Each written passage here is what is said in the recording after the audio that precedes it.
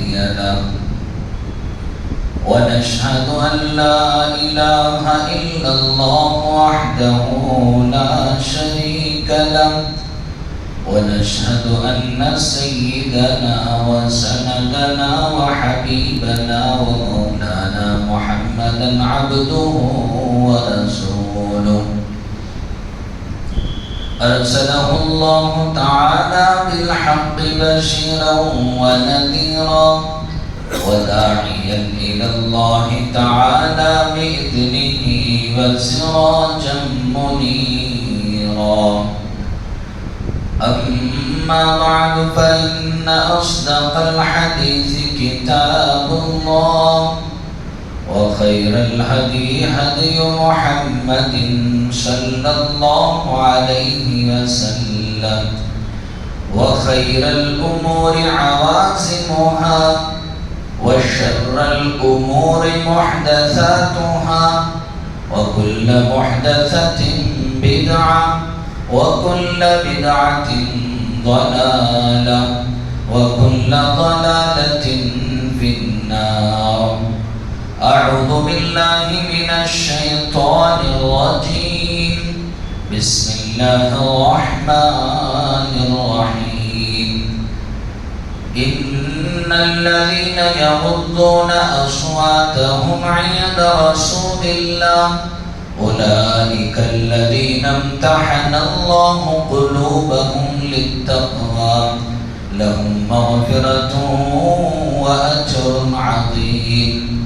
وقال النبي صلى الله عليه وسلم أصحابي كالنجوم فبأيهم اقتديتم اهتديتم. وقال عليه الصلاة والسلام لا تسبوا أصحابي أو كما قال عليه الصلاة والسلام. معزز حاضرین، محترم سامعین، ہم سب کے محبوب رسول حضرت محمد رسول اللہ صلی اللہ علیہ وسلم کے جہاں بے شمار نام ہیں، اس میں آپ کا ایک نام ہے مجتبی، احمد مصطفیٰ، محمد مصطفیٰ. آپ نے بارہا سنا رسول اللہ صلی اللہ علیہ وسلم کا ایک نام مجتبی ہے، جس کے معنی ہیں منتخب کیا ہوا، سلیکٹ کیا ہوا. یعنی کہ اللہ جل جلالہ و منوالہ نے جب اس کائنات کو پیدا فرمایا تو اس کائنات میں جتنے لوگ ہیں ان تمام لوگوں میں، تمام چیزوں میں سب سے اعلیٰ، سب سے ارفع اور سب سے معزز اور سب سے بہترین جو شخص ہیں، اللہ نے ان کو نبوت کے لیے پسند فرمایا. یعنی کہ ہم سب کے محبوب رسول وہ ساری کائنات میں جتنے بھی انسان ہیں ان میں سے تمام انسانوں میں سلیکٹ کیے ہوئے ہیں اور منتخب ہیں، پسند کیے ہوئے ہیں. اللہ کے رسول صلی اللہ علیہ وسلم کا یہ مقام و مرتبہ ہے. اور آگے اللہ جل جلالہ و منوالہ نے جس طرح ساری کائنات میں سے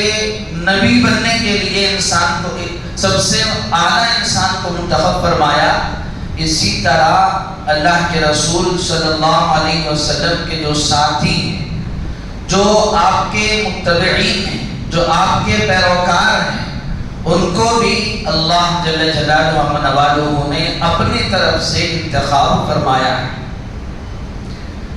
اور اللہ جل جلالہ و منوالہ نے اپنے کلام پاک میں ارشاد فرمایا کہ اولئک الذین امتحن اللہ قلوبہم للتقوی، کہ یہ وہ لوگ ہیں جن کا امتحان اللہ نے دیا. جیسے ابھی اسکول کا سیزن ہے، کالج کا سیزن ہے، تو جب ایڈمیشن وغیرہ کیے جاتے ہیں تو ایڈمیشن کرتے وقت بچے کی جانچ کی جاتی ہے اور بچے کی قابلیت دیکھی جاتی ہے، اور اس قابلیت کی بنیاد پر ان کا ایڈمیشن اسکول میں یا کالج میں کیا جاتا ہے. الگ الگ معیار ہوتا ہے. کسی میں معیار یہ ہوتا ہے کہ کہ بچے کے اندر اتنی صلاحیت ہونی چاہیے، بچے کے اندر اتنی قابلیت ہونی چاہیے، اور کسی جگہ پر بچے کے ساتھ اس کے والد کا معیار بھی دیکھا جاتا ہے کہ کیا اس کے گھر والے پڑھے لکھے ہوئے ہیں، کیا یہ اس بچے کو پڑھا سکیں گے، یا اتنی استعداد غرض الگ الگ طرح کا معیار رکھ کر انہیں اس اسکول میں اور کالج میں انتخاب کیا جاتا ہے۔ اسی طرح اللہ جل جلالہ و نوالہ نے اپنے محبوب نبی کو جیسے پسند فرما کر ساری انسانیت میں نبی بنایا ہے،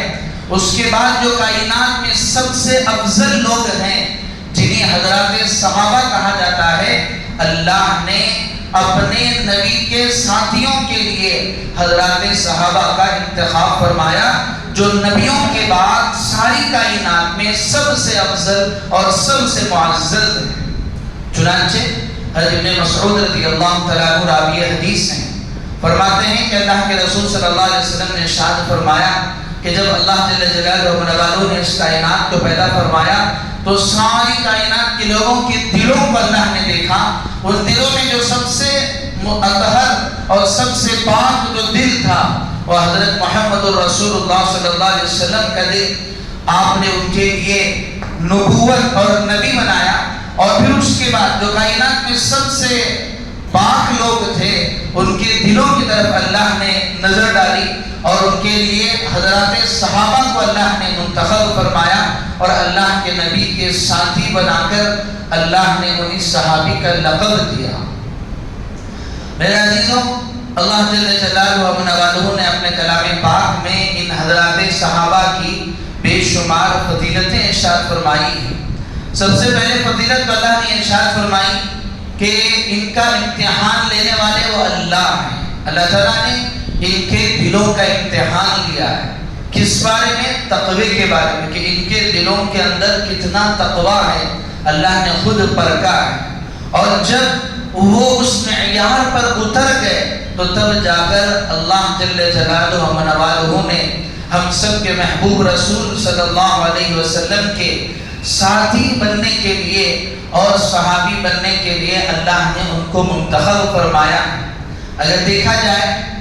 تو حضرات صحابہ وہ عبادت گزار بھی تھے، زاہد بھی تھے، تقوی والے بھی تھے، عالم بھی تھے، مفتی بھی تھے، قاری بھی تھے، حافظ قرآن بھی تھے،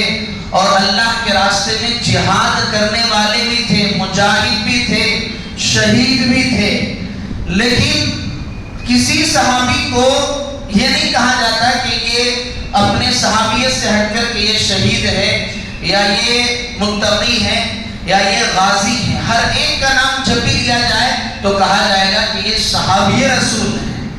یعنی کہ ایک صحابی وہ نماز کے پابند تھے، اللہ کے راستے میں جہاد کرنے والے تھے، راتوں میں عبادت کرنے والے تھے، دن کے روزہ رکھنے والے تھے۔ یہ جتنی عبادتیں ہیں ان ساری عبادتوں سے بڑھ کر جو سب سے اعلیٰ جو مقام ہے وہ صحابیت کا مقام ہے۔ صحابی کسے کہتے ہیں؟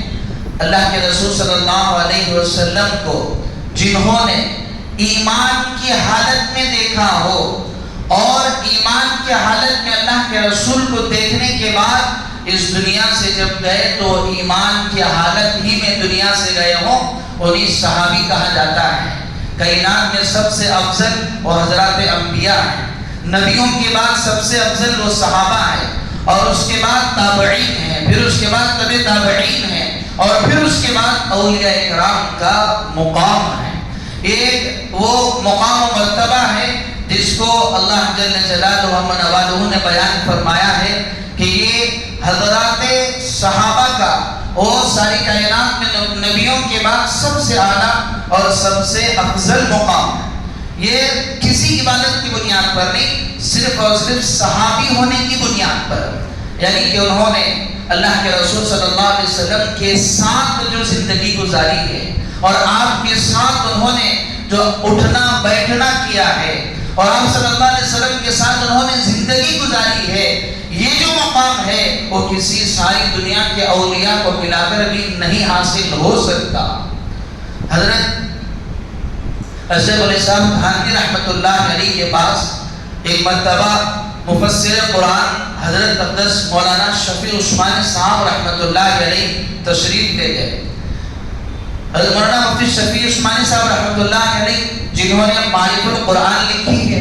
قرآن کی تفسیر جو بہت آسان زبان میں ہے، اردو زبان میں جس کو انسان آسانی سے پڑھ کر قرآن کو سمجھ سکتا ہے، اور آپ کے جو فرزند ہیں اس وقت کے شیخ الاسلام ہے حضرت مولانا مفتی تقی عثمانی صاحب، تو حضرت نے ایک مرتبہ حضرت اشرف علی صاحب تھانوی رحمۃ اللہ علیہ کے پاس گئے اور جا کر کہا کہ حضرت لوگ آج کل ایک چیز میں مبالغہ کر رہے ہیں، حد سے آگے بڑھ جاتے ہیں۔ حضرت نے پوچھا کہ کس چیز میں آگے بڑھ رہے ہیں؟ حضرت نے فرمایا کہ ایک شاعر ہیں مولانا رومی رحمۃ اللہ علیہ، انہوں نے ایک بات کہی ہے کہ یک ساعت با صحبت با اولیاء بہتر صد ساعت طاعت، یعنی کہ اس کا مطلب یہ ہے کہ ایک ولی کی مجلس میں، ایک ولی کی صحبت میں صرف چند منٹ کے لیے رہ جانا 100 سال عبادت کرنے سے بھی افضل ہے۔ جب یہ بات انہوں نے حضرت اشرف علی صاحب تھانوی علیہ رحمہ سے فرمائی کہ حضرت یہ کیسے ہو سکتا ہے کہ ایک انسان 100 سال عبادت کرے اور ایک انسان صرف چند گھنٹے وہ کسی ولی کی مجلس میں گزار دے، تو اس کی عبادت سے اس کی صحبت کیسے بڑھ سکتی ہے؟ تو حضرت نے فرمایا کہ میں اگر آپ کہو تو آپ اگر اجازت دے تو کہوں، آپ تو یہ کہہ رہے ہو کہ 100 سال کی عبادت سے زیادہ افضل ہے، میں تو کہوں گا کہ ایک اللہ والی کی مجلس میں بیٹھ جانا اور 1,00,000 سال کی عبادت سے بھی افضل ہے، کیونکہ ایک انسان 100 سال عبادت کرنے کے بعد جو مقام حاصل کر سکتا ہے وہ کسی ولی کی مجلس میں بیٹھ کر چند منٹ بیٹھنے پر اللہ وہ مقام اس کو دے دیتے ہیں۔ اور انہوں نے ایسی ہی بات نہیں کی، اس کے پر ایک حدیث پیش فرمائی، بخاری شریف کی حدیث ہے، اللہ کے رسول صلی اللہ علیہ وسلم کی مجلس میں دربار میں ایک صحابی رسول آئے اور اگر اللہ کے رسول صلی اللہ علیہ وسلم سے عرض کیا، اللہ کے رسول میں آپ کے ہاتھ پر ایمان لانا چاہتا ہوں، تو میں ایمان لانے سے پہلے کیا میں جہاد کے لیے چلا جاؤں اور اللہ کے راستے میں جا کر قربان ہو جاؤں؟ اللہ کے رسول صلی اللہ علیہ وسلم نے ارشاد فرمایا کہ ایسا کرو، سب سے پہلے تم ایمان لے آؤ اور پھر اللہ کی راہ میں جانا۔ اور جو صحابی رسول اللہ کے رسول کے ہاتھ پر انہوں نے ایمان قبول کیا اور ایمان قبول کرنے کے بعد وہ اللہ کے راستے میں گئے اور جا کر شہید ہو گئے۔ اور جب وہ شہید ہوئے، اللہ کے رسول صلی اللہ علیہ وسلم کو اس کی اطلاع ملی کہ فلاں صحابی جو ابھی مسلمان ہوئے تھے وہ اللہ کے راستے میں شہید ہو گئے۔ اللہ کے رسول صلی اللہ علیہ وسلم نے 3 جملے ارشاد فرمائے۔ پہلے جملہ تو اللہ کے رسول صلی اللہ علیہ وسلم نے ان کے لیے دعائیں کی، اور دوسری جو 2 جملے اللہ کے رسول عربی میں بیان فرمائے، جس کا مطلب یہ تھا کہ انہوں نے کم عمل کیا لیکن بہت بڑا اجر وہ اس دنیا سے لے کر چلے گئے۔ یہاں علماء نے لکھا ہے کہ یہ جو صحابی رسول تھے، یہ مسلمان ہونے کے بعد نہ انہوں نے ایک وقت کی نماز پڑھی، نہ انہوں نے ایک دن کا روزہ رکھا، نہ انہوں نے اللہ کے گھر کا حج کیا، نہ انہوں نے کوئی اللہ کے راہ میں صدقہ کیا، کوئی عبادت نہیں کیے، لیکن اس کے باوجود ساری دنیا کے اولیاء ملا کر، وہ چاہے حضرت خواجہ قطب الدین بختیار کاکی رحمۃ اللہ علیہ ہو، چاہے وہ پیرا میں پیر عبد القادر جیلانی رحمۃ اللہ علیہ ہو، حضرت خواجہ نورالدین چشتی رحمۃ اللہ علیہ ہو، جتنے بھی اولیاء کرام ہیں، ان سارے اولیاء کرام مل کر بھی صرف وہ ایک صحابی کے مقام کو نہیں پہنچ سکتے۔ حالانکہ یہ صحابی رسول نے اپنی زندگی میں نہ ایک نماز پڑھی، نہ انہوں نے ایک روزہ رکھا، نہ انہوں نے کوئی اور کار خیر کیا، بس انہوں نے جو کیا وہ اللہ کے رسول کے ہاتھ پر ایمان لے آئے، اور ان کو جو لقب ملا صحابی، یہ جو صحابی کا جو لقب ہے، یہ تمام مقام سے اور تمام اولیاء کرام کے مقام و مرتبے سے بڑھ کر وہ ایک صحابی رسول کا مرتبہ ہے۔ ایک مرتبہ حضرت اشرف علی صاحب تھانوی علیہ رحمہ کے پاس ایک بزرگ آئے اور ایک بزرگ آ کر کہنے لگے کہ حضرت آپ تو کہتے ہیں کہ اللہ والوں کی صحبت میں بیٹھنے سے بہت کچھ سیکھنے کو ملتا ہے اور بہت کچھ حاصل ہوتا ہے. میں نے تو کبھی نہیں دیکھا ہے کہ اس طرح کچھ حاصل ہوا ہو. ہاں اگر حاصل ہونا ہے تو کسی اور ذریعے سے ہوگا. تو پھر حضرت نے فرمایا کہ دیکھو کسی ولی کی صحبت میں بیٹھ جانا یہ اللہ کے یہاں بہت مقام رکھتا ہے. پھر انہوں نے کہا کہ بتاؤ تم جتنی بھی عبادت کر لو کیا کسی تابعی کے مقام کو پہنچ سکتے ہو؟ حضرت نے کہا کہ نہیں پہنچ سکتے. اور تم جتنی بھی عبادت کر لو کیا تم کسی تابعی کے مقام کو پہنچ سکتے ہو؟ کہا کہ نہیں پہنچ سکتے. اور پھر حضرت نے فرمایا کہ تم اگر بہت زیادہ عبادت کر لی تو کیا تم صحابی کے مقام کو پہنچ سکتے ہو؟ کہا کہ نہیں پہنچ سکتے. کیوں؟ اس لیے کہ صحابی اسے کہتے ہیں جنہوں نے اللہ کے رسول کو ایمان کے حالت میں دیکھا ہو, اور تابعی اس کو کہتے ہیں جنہوں نے صحابی کو دیکھا ہو, اور تابعی اس کو کہتے ہیں جنہوں نے تابعی کو دیکھا ہو. یہ صرف جو نسبت ہے یہی بڑا اونچا مقام و مرتبہ رکھتی ہے. پھر حضرت نے فرمایا کہ جب تم ساری زندگی عبادت کر کے تم تابعی نہیں بن سکتے, تابعی نہیں بن سکتے, صحابی نہیں بن سکتے, تو اسے اندازہ لگا لو اللہ کے رسول صلی اللہ علیہ وسلم کے ساتھ صحبت اور آپ کے ساتھ جو وقت گزارنا ہے اس کا کیا مقام و مرتبہ ہو سکتا ہے. تو میرا عزیزو مجھے عرض کرنا یہ ہے کہ اسلام میں حضرات صحابہ کا مقام بہت اونچا ہے. اللہ نے اپنے کلام پاک میں بے شمار جگہ ارشاد فرمایا ہے, اور اپنے صحابہ کی بے شمار خصوصیتیں اللہ کے رسول صلی اللہ علیہ وسلم نے بھی ارشاد فرمائی. کہیں اللہ نے فرمایا والسابقون الاولون من المہاجرین والانصار والذین اتبعوهم بإحسان رضی اللہ عنہم ورضوا عنہ. اللہ تعالیٰ نے حضرات صحابہ کی صفات بیان فرمائے کہ یہ وہ لوگ ہیں جو نیکیوں میں آگے بڑھنے والے ہیں اور نیکیوں میں سبقت لے جانے والے ہیں. اور ان میں سے بعض صحابہ وہ ہیں جنہوں نے دین کے خاطر اپنی ہر چیز قربان کر دی, اپنے جان کو, اپنے مال کو اور اپنی اولاد کو, اور حتیٰ کہ اپنے وطن اور ملک کو بھی چھوڑ کر وہ دوسرے وطن کو چلے گئے. اور ان میں سے بعض تو وہ ہیں جنہوں نے اپنے ساتھیوں کے لیے اپنی ہر چیز قربان کر دی. جب اللہ کے رسول صلی اللہ علیہ وسلم مکہ مکرمہ سے مدینہ منورہ آپ نے ہجرت فرمائی تو جو صحابہ مکہ مکرمہ میں تھے انہوں وہ سب کچھ چھوڑ کر مدینہ منورہ چلے گئے. جو صحابہ مدینہ منورہ تشریف لے گئے ان کے پاس تو کچھ نہیں تھا. اللہ کے رسول نے مواخات کروائی, بھائی چارگی کروائی. تو جس صحابی, ایک صحابی کو دوسرے صحابی کے ساتھ بھائی بھائی بنایا, تو جس صحابی کو بھی دوسرے صحابی کا بھائی بنایا گیا. اگر کسی کے 2 گھر تھے انہوں نے ایک گھر دین کے خاطر اپنے بھائی کو دے دیا, اور کسی کے پاس 2 سواریاں تھے, 2 اونٹ تھے, تو ایک اونٹ کو انہوں نے اپنے ساتھی کے لیے وقف کر دیا. اللہ نے اس کا تذکرہ فرمایا کہ بعض تو وہ ہیں والانصار کہ جنہوں نے حضرات اور اپنے صحابی بھائیوں کی جنہوں نے مدد کی ہے. اور آگے اللہ نے فرمایا کہ والذین اتبعوهم بإحسان رضی اللہ عنہم ورضوا عنہ. سب سے بڑی بات یہ ہے کہ حضرات صحابہ کا اتنا بڑا مقام ہے کہ رضی اللہ عنہم ورضوا عنہ, اللہ ان سے راضی اور وہ اللہ سے راضی. اللہ کی رضامندی کا مل جانا انسان کی زندگی میں بہت اہمیت رکھتا ہے. ایک انسان ساری زندگی عبادت میں گزارے اور ساری زندگی بظاہر عبادت میں گزارے, لیکن اللہ اگر اس سے راضی نہ ہو تو اس کی ساری زندگی کی محنت وہ ایک ردی کی ٹوکری میں ڈالنے کے برابر ہے. اللہ تعالیٰ نے اپنے کلام پاک میں ارشاد فرمایا کہ وَرِضْوَانٌ مِّنَ اللَّهِ أَكْبَرُ, اللہ کی رضامندی وہ سب سے بڑھ کر ہے. آج دنیا میں رہتے ہوئے انسان اگر کسی کمپنی میں ملازم ہے تو اس کا فرض بنتا ہے کہ وہ جس کے لیے کام کر رہا ہے اس کو خوش کرے, اور اگر وہ اس کو خوش نہیں کر رہا ہے تو مطلب یہ ہے کہ وہ جتنی بھی محنت کر رہا ہے وہ اس کی محنت وہ صحیح نہیں. اسی طرح یہاں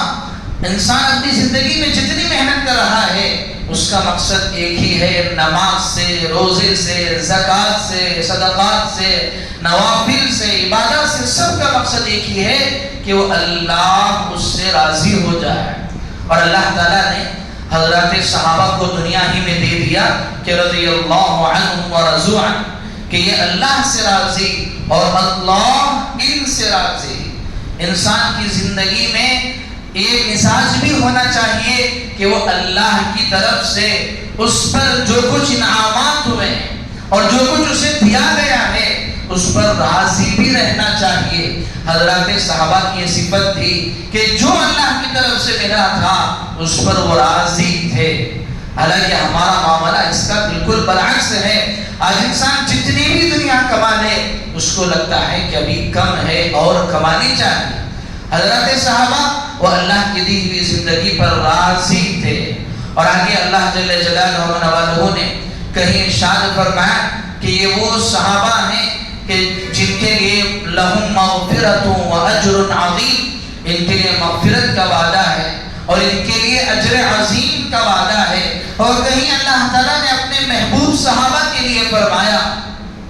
کہ ابو بکر فی الجنہ، عمر فی الجنہ، عثمان فی الجنہ، علی فی الجنہ، طلحہ فی الجنہ، عبد الرحمن بن عوف فی الجنہ، ابو عبیدہ فی الجنہ، طلحہ فی الجنہ، سعد بن ابی وقاص فی الجنہ۔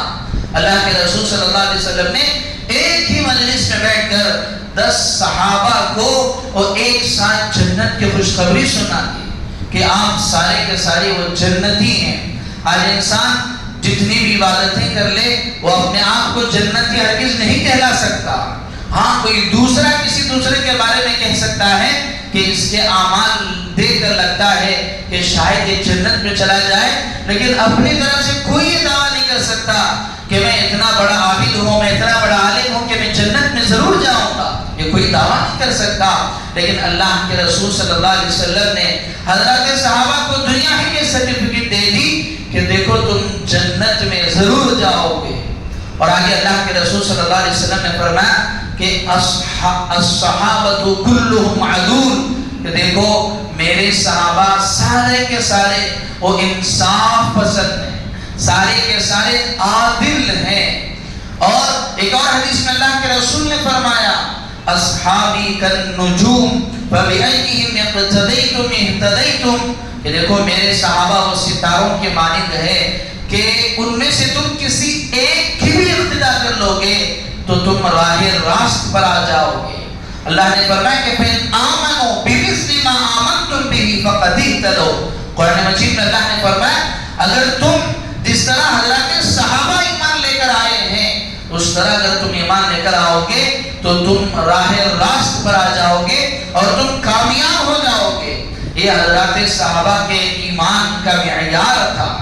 تو اللہ جل جلالہ و نوالہ نے بے شمار فضائل قرآن مجید میں ارشاد فرمائے، لیکن میرا عزیزو افسوس ہے آج کے اس دور میں ایک بار ایسے لوگ پیدا ہو گئے ہیں جو ان جیسے نیک اور عادل حضرات صحابہ کی شان میں گستاخی کر رہے ہیں۔ حضرات صحابہ کی شان میں گستاخی کرنا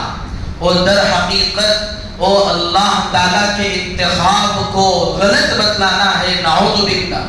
اور حضرات صحابہ کے خلاف طعن تشنیع کرنا، حضرات صحابہ کو برا بلا کہنا، نعوذ باللہ۔ حضرت محمد رسول اللہ صلی اللہ علیہ وسلم کی آپ کی تربیت صحیح نہ کرنے کی بات کرنے کی جیسا ہے، یعنی کہ اللہ کے رسول نے اپنے حضرات صحابہ کی صحیح طرح سے تربیت نہیں کی، گویا کہ اس طرح نعوذ باللہ رسول اللہ صلی اللہ علیہ وسلم پر الزام لگانا ہے۔ اللہ تعالیٰ نے جو فضیلتیں،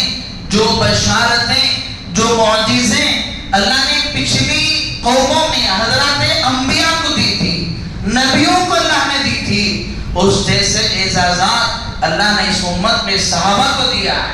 اللہ تعالیٰ نے اس امت کی رہبری کے لیے، لوگوں کی رہبری کے لیے تقریباً 1.25 لاکھ انبیاء کرام علیہ السلام کو اس دنیا میں مبعوث فرمایا۔ اور پھر جب اللہ کے رسول صلی اللہ علیہ وسلم اس دنیا سے جا رہے تھے، حجۃ الوداع کے موقع پر جو آپ نے خطاب فرمایا، اس موقع پر آپ 1,24,000 صحابہ کرام کو اس دنیا میں چھوڑ کر آپ گئے تھے۔ جس طرح 1.25 لاکھ انبیاء تھے، اسی طرح 1.25 لاکھ صحابہ تھے۔ اور علماء نے لکھا ہے کہ حضرات انبیاء کرام علیہ السلام میں جتنی خصوصیتیں تھی، اللہ نے حضرت یوسف علیہ السلام کو آدھی دنیا کا حسن عطا فرمایا تھا۔ اللہ تعالیٰ نے حضرت ابراہیم کو ایک الگ خصوصیت نوازی تھی، اور حضرت آدم کو ایک الگ خصوصیت نوازی تھی۔ حضرت عیسیٰ علیہ السلام کو اللہ نے ایک الگ معجزہ دیا تھا۔ لیکن یہ جتنی خصوصیتیں ہیں، یہ ساری کی ساری خصوصیتیں 1.25 لاکھ انبیاء کی اللہ نے ہم سب کے محبوب رسول صلی اللہ علیہ وسلم کے اندر اللہ نے رکھی تھی۔ اور پھر اللہ کے رسول صلی اللہ علیہ وسلم سے اللہ کے رسول نے اپنے تمام صحابہ میں وہ خصوصیتوں کو آپ نے تقسیم کیا، جو اعزازات اللہ نے حضرات انبیاء کو دیے، وہی اعزازات اللہ نے حضرات صحابہ کو دیے۔ اگر ہم تاریخ اٹھا کر پڑھیں گے تو ہمیں پتہ چلے گا کہ حضرت موسیٰ علیہ السلام کے ہاتھ میں اللہ نے کئی معجزے کا ظہور اللہ نے ارشاد فرمایا۔ حضرت موسیٰ علیہ السلام کا ایک معجزہ یہ تھا کہ آپ اپنے ہاتھ کو اس بغل کے بائیں بغل میں رکھ کر باہر نکالتے، وہ چمکتا ہوا ایک ہاتھ بن جاتا، ایک روشنی اور ایک نور بن جاتا۔ اللہ نے اس امت میں بھی اس طرح کے واقعات رونما فرمائے۔ ایک صحابی رسول ہیں حضرت طفیل ابن عمرو دوسی رضی اللہ تعالیٰ، اللہ کے رسول صلی اللہ علیہ وسلم نے یہ ہاتھ پر جب ایمان لائے، ایمان لانے کے بعد انہوں نے پوچھا اللہ کے رسول میں کہ اس ایمان کی دعوت کو لے کر اپنے قوم پہ جاؤں؟ اللہ کے رسول صلی اللہ علیہ وسلم سے اللہ کے رسول نے فرمایا کہ ہاں جاؤ، میں تمہیں ایک نشانی دیتا ہوں۔ اور نشانی اللہ کے رسول نے فرمایا کہ اللہ کے رسول نے دعا فرمائی تو اللہ تعالیٰ نے آپ کے ہاتھ پر ایک عجیب طرح کی روشنی اللہ نے عطا فرما دی تھی۔ اور اسی طرح حضرت موسیٰ علیہ السلام کو اللہ نے ایک معجزہ یہ دیا کہ آپ جب فرعون آپ کا پیچھا کر رہا تھا اور سامنے دریا گئے اور پانی تھا، اللہ نے حضرت موسیٰ علیہ السلام کے لیے پانی میں راستے بنا دیے۔ اور ٹھیک اسی طرح کا واقعہ اللہ نے اس امت میں صحابہ کے ساتھ فرمایا۔ حضرت سعد بن ابی وقاص رضی اللہ تعالیٰ عنہ جب دین کی دعوت کے لیے تشریف لے گئے، درمیان میں وہ سمندر آ گیا، انہوں نے اللہ کے حکم سے سمندر میں گھوڑوں کو دوڑا دیا۔ اللہ نے جس طرح حضرت موسیٰ علیہ السلام کی مدد فرمائی تھی، اسی طرح ایک صحابی رسول کی اللہ نے مدد فرمائی۔ اللہ تعالیٰ نے حضرت سلیمان علیہ السلام کو یہ معجزہ دیا تھا کہ آپ کی حکومت ہواؤں پر تھی، آپ کی حکومت شریر و پرند پر تھی۔ اللہ تعالیٰ نے اس امت میں بھی حضرت عمر رضی اللہ تعالیٰ عنہ کہ اللہ تعالیٰ نے حضرت عمر کے لیے بھی ہوا کو آپ کے لیے مسخر کر دیا تھا۔ ایک مرتبہ حضرت سایہ رضی اللہ تعالیٰ وہ کسی جنگ میں تشریف لے گئے، اور جس جنگ میں آپ تشریف لے گئے تھے وہ ایک قلعے میں محفوظ تھے، اور اس قلعے میں جو محفوظ تھے اس قلعے کے پیچھے دشمن آ چکا تھا، اس پہاڑ کے پیچھے دشمن موجود تھے۔ حضرت عمر رضی اللہ تعالیٰ عنہ نے مدینے میں بیٹھے ہوئے فرمایا تھا یا ساریت الجبل یا ساریت الجبل۔ حضرت عمر مدینے میں ہیں، لیکن اللہ نے حضرت عمر کے آواز کو ان کے کئی کلومیٹر دور جو صحابی رسول تھے ان تک ان کی آواز پہنچا دی، یعنی کہ حضرت ساریہ کو پیغام پہنچا کہ دشمن پہاڑ کے پیچھے ہے، تمہیں اس جگہ کو خالی کرنا پڑے گا۔ کہ جو معجزات اللہ نے حضرات انبیاء کے ہاتھوں ظہور فرمائے، حضرات صحابہ سے اللہ نے اس کا اظہار فرمایا۔ اور پھر اللہ تعالیٰ نے حضرت موسیٰ علیہ السلام جب وادی تیہ میں گئے، وادی تیہ میں جانے کے بعد آپ کے قوم کے لوگوں کو پیاس لگی، تو پھر آپ نے وہ اپنے عصا کو جب پتھر پر مارا تو پتھر کے ذریعے سے اللہ نے پانی کو جاری کر دیا۔ اور یہاں حضرت عمر رضی اللہ تعالیٰ عنہ دریائے نیل سوکھ چکی تھی، اور لوگ اس کی شکایت لے کر حضرت عمر رضی اللہ تعالیٰ عنہ کے دربار میں گئے، گورنر کے ذریعے سے خط لکھا کر بھیجا کہ دریائے نیل سوکھ چکی ہے، اور یہاں ان لوگوں کا ماننا یہ ہے کہ ہر سال ایک نوجوان لڑکی کو دلہن بنا کر اس کے حوالے کرنا پڑتا ہے، اور پھر جا کر یہاں پر پانی جاری ہوتا ہے۔ لیکن اللہ تعالیٰ نے حضرت عمر رضی اللہ تعالیٰ عنہ نے خط لکھا دریائے نیل کے نام، اور دریائے نیل بہنے لگا۔ تو بے شمار معجزات جو اللہ نے حضرات انبیاء سے ظہور فرمائے، وہ حضرات صحابہ سے اللہ نے اس کا ظہور اس امت میں فرمایا ہے۔ ذرا سوچ کر دیکھیے اللہ نے کتنا اونچا مقام حضرات صحابہ کا بنایا ہے، اور حضرات صحابہ کے متعلق برا بھلا کہنا یا آپ کسی بھی صحابی کو گالی دینا یا طعن تشنیع کرنا یا آپ پر کسی طرح کا الزام لگانا، اگر کوئی لگا رہا ہے تو نعوذ باللہ، اور رسول اللہ صلی اللہ علیہ وسلم کی شان میں گستاخی کر رہا ہے۔ جس طرح رسول اللہ صلی اللہ علیہ وسلم کی شان میں گستاخی برداشت نہیں کی جا سکتی، اسی طرح حضرات صحابہ کی شان میں بھی وہ گستاخی برداشت نہیں کی جا سکتی۔ اللہ نے خود فرمایا نبی کی صفت کیا ہے؟ هو الذی بعث فی الامیین رسولا منہم یتلو علیہم آیاتی ویزکیہم ویعلمہم الکتاب والحکمہ۔ حضرات صحابہ کے جو استاد ہیں وہ نبی ہیں۔ آپ نے قرآن کی آیتیں وہ اللہ کے رسول نے حضرات صحابہ کو سکھلائی، کتاب کا علم اللہ کے رسول نے حضرات صحابہ کو سکھایا، شریعت و حکمت کا علم اللہ کے رسول نے حضرات صحابہ کو سکھایا، اور آپ کے دلوں کا تزکیہ اور آپ کے دلوں کو جو پاک کیا ہے وہ اللہ کے رسول صلی اللہ علیہ وسلم نے پاک کیا ہے۔ آج اگر کوئی اسٹوڈنٹ، اگر کوئی طالب علم اگر کوئی غلط حرکت کر دے اور وہ کسی ادارے سے پڑھا ہوا ہے تو لوگ کہتے ہیں کہ دیکھو یہ فلاں مدرسے میں پڑھا ہوا ہے، اس نے ایسی حرکت کی ہے، اور لوگ کہتے ہیں کہ دیکھو یہ فلاں کا بیٹا ہے، اس طرح کی اس نے حرکت کی ہے۔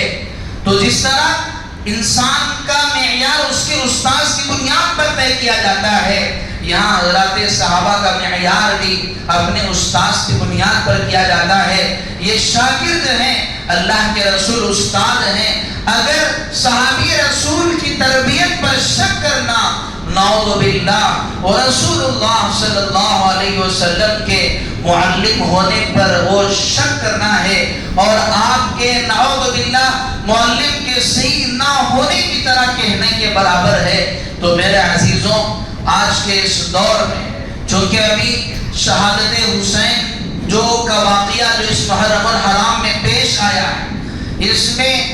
جو صحابی رسول کا بیٹے یزید ہے اس کی بنیاد پر عام طور سے حضرت امیر معاویہ رضی اللہ تعالیٰ جو ایک صحابی رسول ہیں اور جنہوں نے 20 سال حکومت کی ہے، اور یہ بڑے نیک تھے، عابد بھی تھے، زاہد بھی تھے، متقی بھی تھے، اور اس سے بڑھ کر اللہ کے رسول صلی اللہ علیہ وسلم نے حضرت معاویہ پر بڑا ہی اعتماد کیا تھا، اور جنہیں سکندر العرب کسرى العرب کہا جاتا تھا، جس طرح روم و فارس کے بادشاہ کو کسرا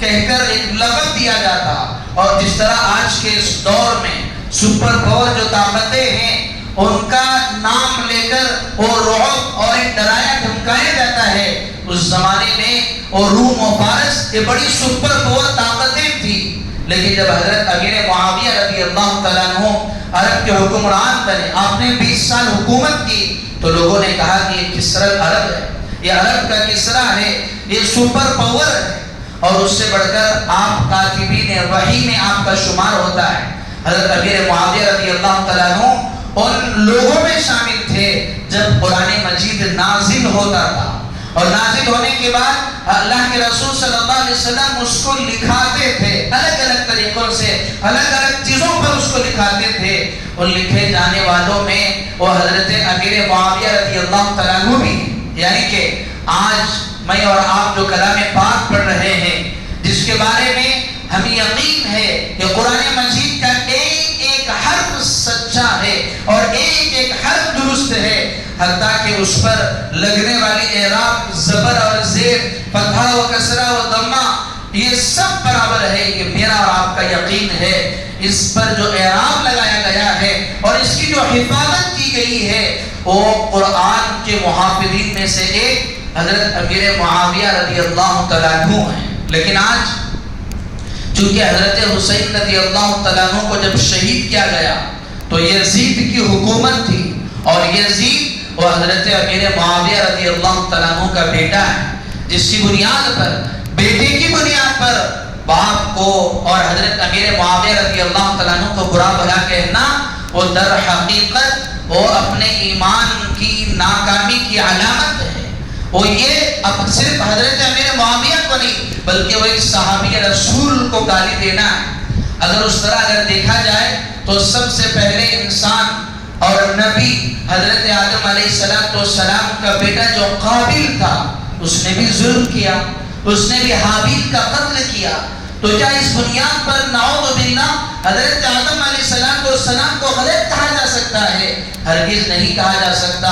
اور اسی طرح حضرت نوح علیہ السلام کا بیٹا وہ مشرک تھا، کافر تھا، اور حضرت نوح علیہ السلام کی بیوی وہ کافر و مشرک تھی۔ کیا اس بنیاد پر حضرت نوح علیہ السلام کو غلط کہا جا سکتا ہے؟ نعوذ باللہ ہرگز نہیں کہا جا سکتا۔ میں اور آپ وہ تمام نبیوں پر ایمان لے آئے ہیں، یقیناً اہل بیت سے، حضرات حسنین سے، اللہ کے رسول سے ہر انسان کو محبت ہونی چاہیے، لیکن اس کا مطلب یہ نہیں کہ ان کی محبت میں ہم دوسرے صحابہ کو گالی دینے لگے۔ یہ ایسا ہی ہے جیسے اللہ تعالیٰ نے ہم سب کے محبوب رسول صلی اللہ علیہ وسلم کو تمام نبیوں کا سردار بنایا، ہم اب نبی پر ایمان لائے ہیں، آپ سے محبت کرتے ہیں، اس کا مطلب ہرگز یہ نہیں کہ ہم حضرت عیسیٰ علیہ السلام کے خلاف کچھ کہیں، حضرت موسیٰ علیہ السلام کے خلاف کچھ کہیں، حضرت آدم علیہ السلام کے خلاف کچھ کہیں۔ جس طرح اللہ کے رسول پر ایمان ہم لائے ہیں لیکن مانتے سارے نبیوں کو ہے، اسی طرح حضرات حسنین، حضرت حسین کی شہادت میں یقیناً جو ظلم اہل بیت پر ہوا، یزید کا حال ضرور رہا ہوگا، لیکن کسی بیٹے کی بنیاد پر کسی باپ پر الزام نہیں لگایا جا سکتا۔ حدیث میں آ کر ہے اللہ کے رسول صلی اللہ علیہ وسلم نے ارشاد فرمایا لا تظہر الشماتۃ لأخیک فیرحمہ اللہ ویبتلیک۔ آج بھی اگر کوئی انسان، کوئی شخص اگر کسی شخص کو برا بھلا اس لیے کہتا ہے کہ اس کا بیٹا اگر ٹھیک نہیں ہے تو اسے اس گناہ سے باز آنا چاہیے۔ اللہ کے رسول صلی اللہ علیہ وسلم نے ارشاد فرمایا کہ اس طرح نہیں کیا جا سکتا۔ اگر کوئی اس طرح کے گناہ میں اگر مبتلا اور ملوث ہے تو ڈر اس بات کا ہے کہ اس کی اولاد بھی اسی طرح کا معاملہ اس کے ساتھ کرے، اور لوگ جس طرح تم دوسروں کو کہہ رہے ہو اسی طرح تمہارے خلاف بھی لوگ کہنے لگیں گے۔ تو اس لیے میرے عزیزوں، آج اس موقع پر عظمت صحابہ کے متعلق اس لیے باتیں کہی گئی کہ آج ایک ٹرینڈ کے طور پر گویا کہ ہم نے اس کو بنا لیا۔ بعض جاہل ناواقف لوگ، وہ حضرات صحابہ کہ جن کے مقام و مرتبے پر ساری دنیا کے ولی مل کر بھی نہیں پہنچ سکتے، اور ہمارا ضرب تو اتنا کم ہے کہ آج اگر